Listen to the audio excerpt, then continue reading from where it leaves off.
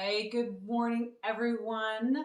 Sylvie D'Aoust here from the host of Secrets in the Saddle, All Things Cycling podcast. And it's Friday, and sorry, we don't have Chronicles from the car anymore because, well, Thursday morning hill repeats are done for this season, but I am sitting in my basement. And just so you know, if you didn't know, you can watch these podcast episodes from YouTube. So before we get into everything here that I have to share with you today, make sure that you stop for a moment, go to IG, Instagram, follow me on Instagram, Sylvie D'Aoust cyclist, and follow the podcast. Did you know you could follow the podcast? So you'll get all the new podcast episodes will be uploaded there a week prior or a week after, like every week goes up on Sunday. And you can go in there and see the little trailers and then listen. And all of them are there. So it's kind of maybe a little bit easier to go find some of your favorite episodes or go find new ones. So make sure you follow me on Instagram and follow the podcast on Instagram and go to YouTube and follow me there, because not only because you can see the podcast episodes, but as a fitness instructor, I'm starting to put up a lot more workouts for cyclists. So you can go there and check out, I have like over 100 30-minute workouts or 45-minute workouts up there that you can currently go and test. And those are ones that I personally have done over the last year and a half. Thank you, COVID, for pushing me to put stuff on YouTube. But anyways, so go check it out. Now, today, I'm going to get right into chatting. So I am sitting in my basement with all my trainers here. My trainers, meaning my bike trainers. And we're going to talk a little bit about the season coming up. And I've got this shirt on. It says you versus you, because a lot of what keeps us from moving forward is ourselves. And I want to share with you a couple stories this morning about me and how I got into cycling. Because a lot of people, used to ask me like, how'd you get into cycling? And I don't know.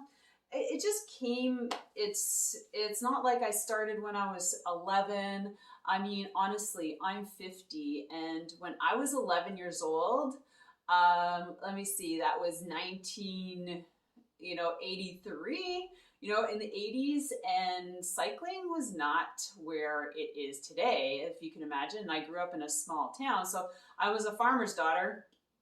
And what did we do on the farm? Well, if you're a farmer, you know what happens on the farm. You work on the farm and you basically get, we are not strong, we were not, wealthy farmers. We were a hog farmer. So that, so we had the hog farm, we had 2,000 pigs, 2,000. So I worked a lot on the farm, and, I got this bike. We used to have bikes. I mean, I don't know where they came from. They were so much bigger than us, right? Remember? Or anybody have the banana seat bike, so there's three of us, three girls, and we used to all pile onto that bike and just bike it up and down the lane, the long lanes, the long farm lanes. Yeah, that was us. So, but I want to tell you, I got into cycling. I bought my first bike when I was, like, my first official me bike when I was, I think I was 19. And it was a Peugeot. It was like a triathlon series bike. I know back then, road bikes were more, like, they were more prominent. Like, you could buy road bikes, and mountain bikes there's hardly any mountain bikes. So that was my first bike. It had, it was chromoly, it was steel, and it had the bottom tube shifters. And honestly, it was the most comfortable ride. And I feel so bad that I actually gave it up about 10 years ago. I donated it to Cycle Salvations because, I don't know. Anyways, it was a comfortable bike, and I rode it for like at least 15 years. But my story is about that bike. And maybe some of you can relate. You just got started in your biking career. I want to say career because like cycling is always going to be with you, whether you start and stop, you move, you put your bike away. It lives in your garage for 5 years and you pull it out and dust it off and get back on. But I remember I moved to Ottawa in 96 and my bike, along with my car, I used my car, but I started getting to my bike to work. And I was not a good cyclist. I was like most people, I just got on my bike and rode. I had no clue about gears and bike setup or anything like that. I don't think I had clip-in pedals back then. Probably certainly I didn't. And I remember the day and I remember the location when I discovered my big ring and chain ring in the front. Anybody like that? I was like going up a hill of all things, like everybody does, and I just like, oh my god, like I'll just change this gear, and it went from the big ring to the small ring, and it was like a light bulb went off in my head. I'm like, oh my god, what have I been doing since then? Like, you know what I mean? Like, holy shit. And it was just like, and that's when it started. I was like, wow, okay. And then I started using the gears in the back, and then I would flip it in the front.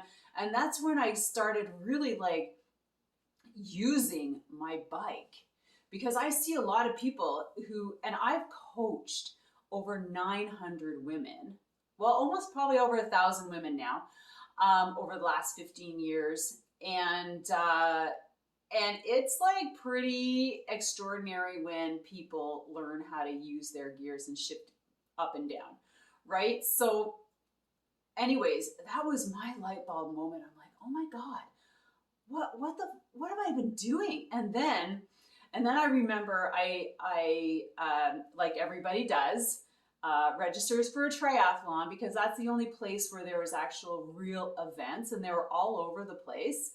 Where you could bike, run, swim. Like, oh, well, I hate swimming, but I'll just, survive. And then I'll kill it on the bike, and then I will survive the run. And that's basically what I did. I only did sprints. I did 2. 2 was 2 enough for me to decide that triathlon was not for me. It was way boring. And anyways, so, and then I switched into adventure racing. So if anybody's done adventure racing, like Raid the North, Quest for the Cure, I don't know, there's a whole bunch of little ones that are popping up around, in the 90s, and then in the 20th century, 2000s. But I raced hard. I actually started mountain biking before I got into road. But anyway, see, there's always a story. So I just want to go back to that one moment where it was a light bulb moment, and I went from not being able to ride my bike well to being able to ride my bike. And then I thought, when I was going like 20 kilometers an hour, that I was like a speedster. And, and I remember those days. I remember looking at my speedometer, I'm like, oh my God, I'm so fast. And then now I look at my speedometer, I'm like, yeah, and I progressed over the years, right? When you get on your bike and you do more intentional training and ride with others who are faster, you actually ultimately get faster. But you have to be able to get over you and your fear and step out of your comfort zone and know that you're going to be going into a pain cave of this group ride, because these people are way higher in fitness than you, to get better.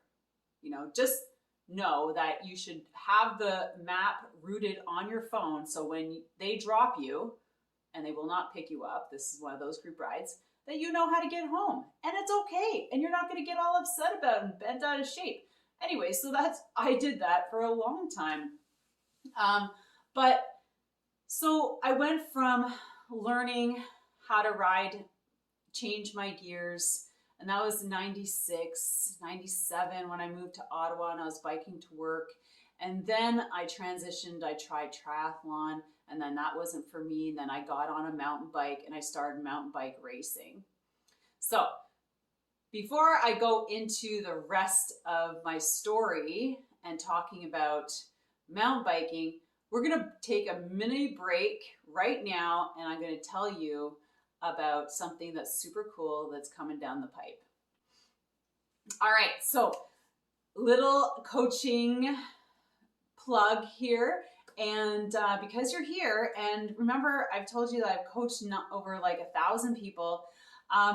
My 4-week road cycling, cycling skills 4-week webinar is starting in October. And what is this 4-week webinar? So remember I was talking about cycling skills, right? So this webinar is specifically for cycling skills and getting just the skills in your 4 weeks. And why is it 4 weeks? Because each week is dedicated to a different set of skills. And when you go through the webinar, you are sent home with homework, and then I want you to do the drills that I give you. There will be a Q&A, and then during that week, so you basically, the session is on Thursday, you get your homework on Friday, you try your homework. So your homework is related to the skill that you just learned, and then we have a Q&A Tuesday at lunch, and that's where you go and you ask me all the questions relating to that skill and what, like if you don't understand something or if you have questions about it, or maybe you had an aha moment, that's how I've set it up. So the first week is, and there's also a Facebook group, so I'm going to be putting information in there. So the first week is dedicated to pedal stroke. And what is that? Your pedal stroke. Pedal stroke is like the foundation of your cycling. Getting your pedal stroke down, it takes a while to perfect. I'm saying, like, you have to think and be thinking about it all the time, basically, to get it. Because it can make you 20% faster. Now imagine being 20% faster on the bike, on your hill, on the flat. So it all comes down to your pedal stroke efficiency. So that's week 1. Then you go home, you get homework, and you come back. Now week 2 is hill climbing. Out of the saddle, in the saddle, transition, changing your gears on the hill. We're going to be talking about that, and you're going to learn how to do that. Week 3 is about strength, power, and speed. We're going to talk about strength training for cycling. We're going to talk about how to sprint in the saddle, out of the saddle, transitioning, super important. And then you get homework again. And then week 4 is nutrition. It's just a presentation, putting it all together, and you learn how to fuel. If you can't fuel right, you're never going to have the explosive experience that you want on your bike, and your recovery is going to suck. You're going to be working for nothing if you don't have the nutrition down, and nobody talks about this. But here's how the webinar is set up. I will do a physical presentation on a whiteboard. You are to be set up on your bike. I have my bike. I go from the whiteboard to my bike. I demonstrate, and then I make you get on your bike and you go through the drills, and then I send you home with homework. Does that sound cool? You can get everything you want in 4 weeks. In October, it starts on the 8th.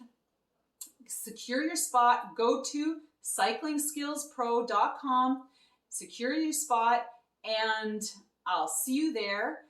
But this is it. You can get all these good skills to improve over the winter.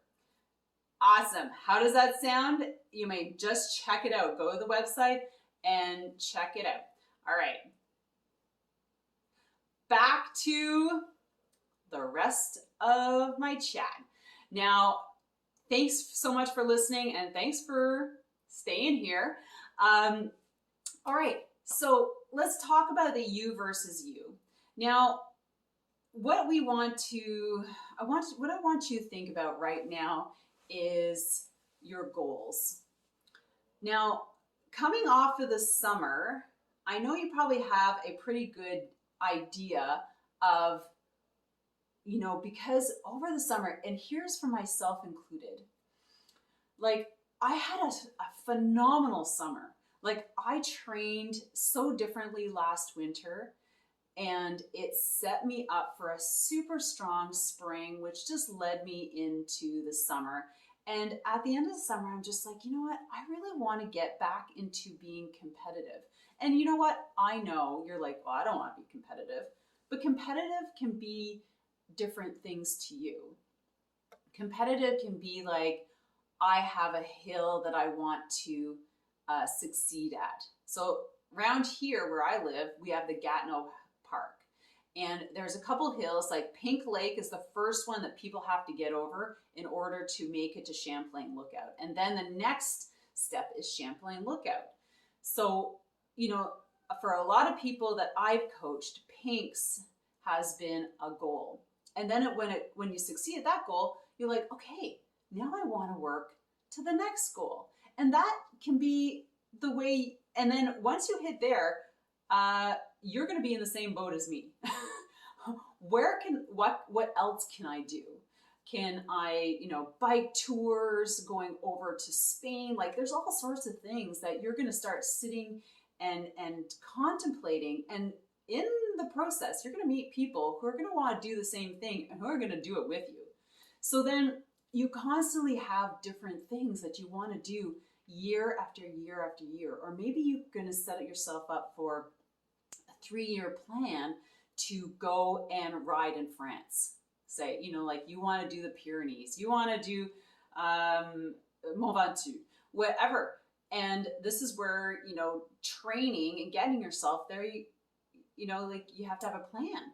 So, what are your plans? And I'm going to tell you about my plans because I really want you to think about where you want to go. Like, where are you sitting right now and where do you want to go? Like, what do you want to do next year? And then you're going to be like, okay, what do I need to do over the winter to get me there? And that's a really important question because what you do in the winter, if you do it properly, is going to set you up for success. If you go into the winter and get hooked up in like Swift, the Swift world, and the FOMO of not, like missing out on group rides with all these people, new people you meet on the Swift companion Facebook page and things like that, you are going to completely burn yourself out before April hits. And that's why I'm talking about a plan. How can you plan your winter training? Because then there's life, there's kids, there's work, there's like, you cannot physically do everything you want, but you can be a have-it-all woman. I talk to women, and I also talk to you guys in the process if you do it right. And that's the important thing. If you do it right and you don't allow the FOMO to get to you. Like last year, I was like, oh my God, these women were killing themselves getting all these stupid badges on Zwift. Wow, faith, like whatever. And I just listened to them because I'm on this Facebook page and I just use that as an example because they were feeling tired. They were feeling defeated. They're like, there's so many stories. Like, I wanted to get this badge, but I couldn't. I was so tired. I got on my bike. I was tired before I even got on my bike. And then I had to bike like 5 hours because I had to get this badge. It's just like, oh my God, no, that's not what training is about. Training is about being intentional and making it fun and actually seeing some progress. Like, to me, that kind of conversation I saw was actually, she is doing her a disservice and actually making her fitness, taking away from her fitness, because she's literally, whoever that lady was like not planning and probably just burning her adrenal glands out and just taxing her body, so fatigued I mean, when you're fatigued before you get on the bike, I mean, there's different types of fatigue, right? Like chronic is when you're always tired and you're just not allowing yourself the time to recover. And then there's a type of fatigue, and I can't think of it right now, but that is good fatigue because you are taxing your body, but then you have to recover. So think about your goals. Now, mine this year, because I saw such a great increase in my fitness, I'm like, God, I want to get competitive again. I just turned 50, and like I spent a lot of my 30s being competitive, a lot of my 40s bike racing, and it's itching inside me. But there's certain things that I don't want to do. I'm not sure if I don't want a road race. I know that. I picked up my mountain bike and I got that and I went mountain bike racing. Mountain bike riding. I'm like, boy, that is definitely, that's learning curve is starting from zero again. So like, you know, I was on those technical trails and I'm like, holy moly, I need a lot of extra time on these trails to get better on the technical part, right? Because it's technical. And I'm like, I used to ride these like a freaking superstar like 20 years ago. I'm not 30 anymore. You know what I'm saying?